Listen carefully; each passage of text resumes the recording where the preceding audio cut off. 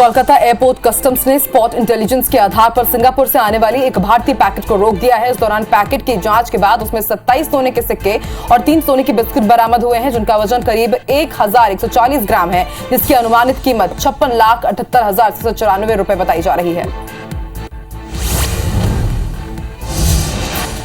देश में कोरोना के नए मामलों में उतार चढ़ाव देखने को मिल रहा है। 24 घंटे के अंदर कोरोना के 4043 नए मामले सामने आए हैं, जबकि 4676 मरीज ठीक हुए। इसके बाद अब देश में एक्टिव मरीजों की संख्या 47,300 के पार हो गई है। भारत ऑस्ट्रेलिया के बीच 3 मैचों की टी20 सीरीज का पहला मुकाबला आज मोहाली में खेला जाएगा। दोनों टीमों के बीच भारत में पहली बार 207 में साल 2007 में क्रिकेट का सबसे छोटा फॉर्मेट टी20 खेला गया था। सीरीज में सिर्फ एक मैच हुआ था और इस मैच में भारत को जीत मिली थी। 15 साल में पहला मौका है जब दोनों टीमें 3 मैच की टी20 सीरीज खेलेगी।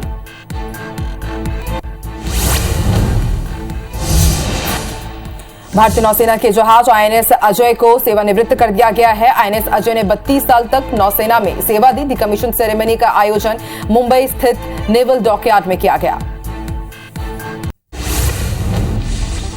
आज सुबह 10:30 बजे प्रधानमंत्री नरेंद्र मोदी बीजेपी के सभी मेयरों की बैठकों को संबोधित करेंगे। पीएम ने ट्वीट कर बताया कि बढ़ते शहरीकरण के साथ ये महत्वपूर्ण है कि हम इसे एक अवसर के रूप में देखें और आधुनिक भविष्य के शहरों के निर्माण की दिशा में मिलकर काम करें।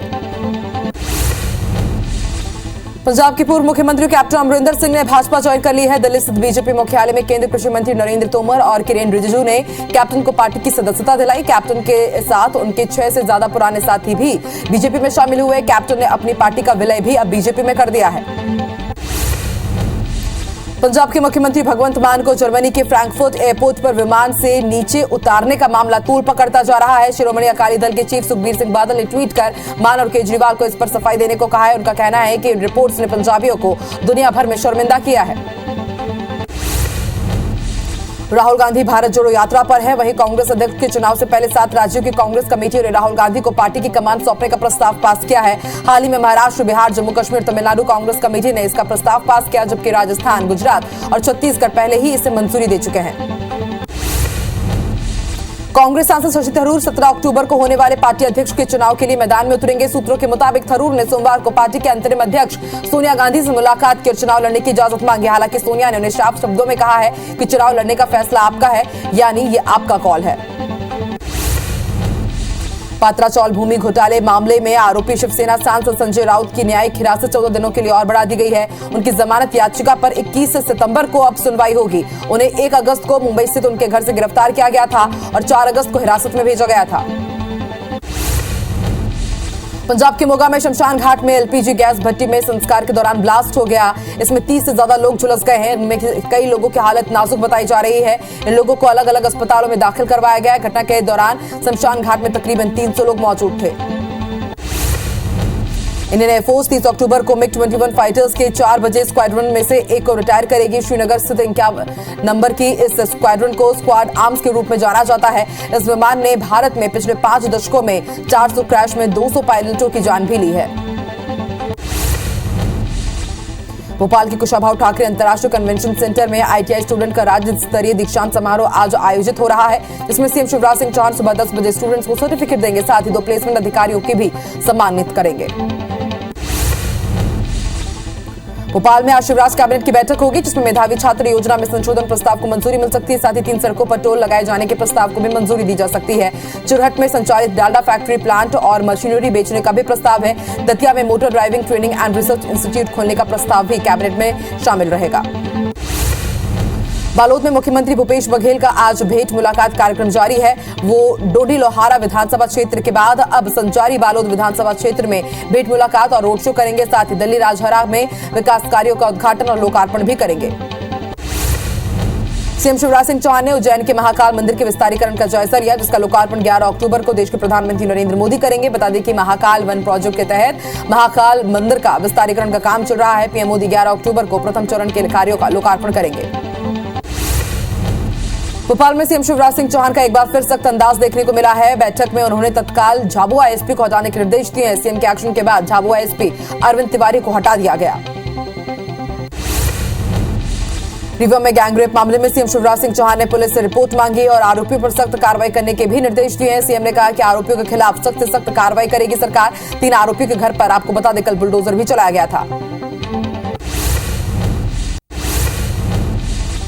छत्तीसगढ़ में धान की सरकारी खरीदी 1 नवंबर से शुरू होगी। मुख्यमंत्री भूपेश बघेल ने ट्वीट कर ये जानकारी दी है। उन्होंने कहा कि धान खरीदी के लिए तैयारियां शुरू हो गई है। धान खरीदी के दौरान किसानों को किसी तरह की दिक्कत ना हो, इसके लिए अफसरों को भी निर्देश दिए गए हैं। सरकार ने इस साल 110 लाख मीट्रिक टन धान खरीदने का लक्ष्य तय किया है। पीसीसी चीफ मोहन मरकाम ने धान खरीदी को लेकर कहा है कि जब भाजपा की सरकार थी तो धान की खरीदी कम होती थी। किसानों की हितैषी कांग्रेस सरकार के आने से किसानों को फायदा हुआ है। दरअसल केंद्रीय कृषि मंत्रालय के साल 2015-16 से 2019-20 के खरीफ सीजन में सबसे ज्यादा छत्तीसगढ़ के किसानों ने धान बेचा है।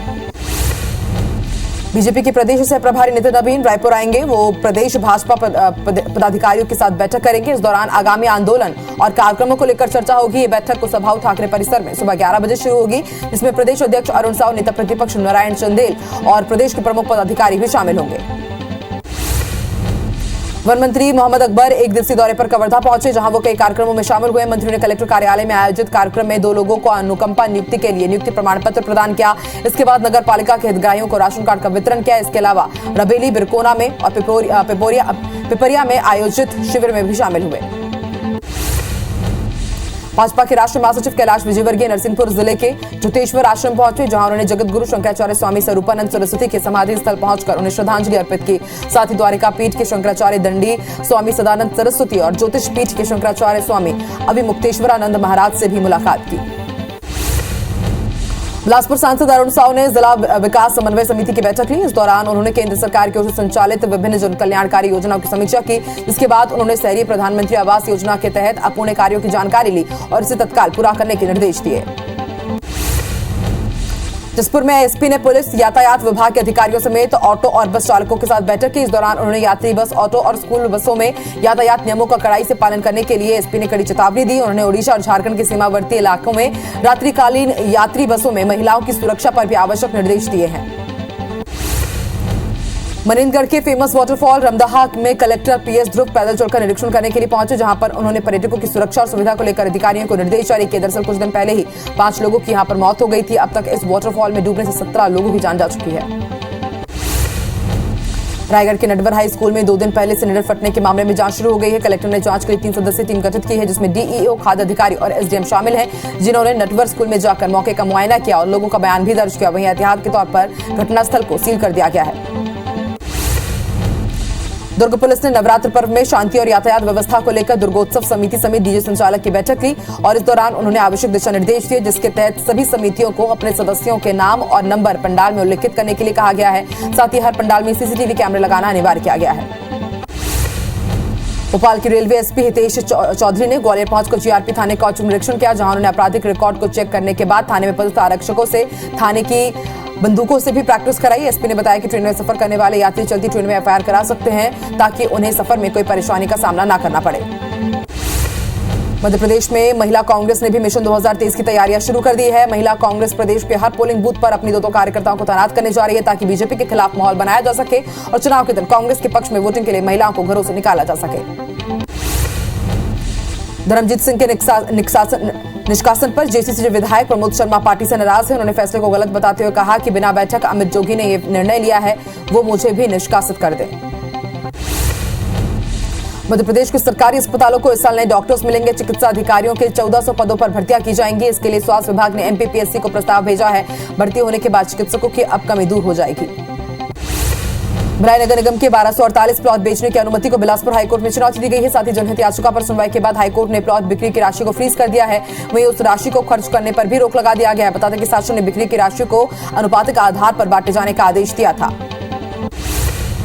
बिलासपुर के मोपका और चिल्हाटी में जमीन घोटाले में संबंधित 3 जमानत याचिकाओं पर हाईकोर्ट में सुनवाई हुई, जिसके बाद कोर्ट ने आरोपी भोंदूदास, हैरी जोसेफ और इसके साथ तत्कालीन पटवारी अशोक कुमार जायसवाल की जमानत अर्जी खारिज कर दी है। साथ ही मुख्यमंत्री को शिकायत के बाद मामले की उच्च स्तरीय जांच के आदेश दिए गए हैं।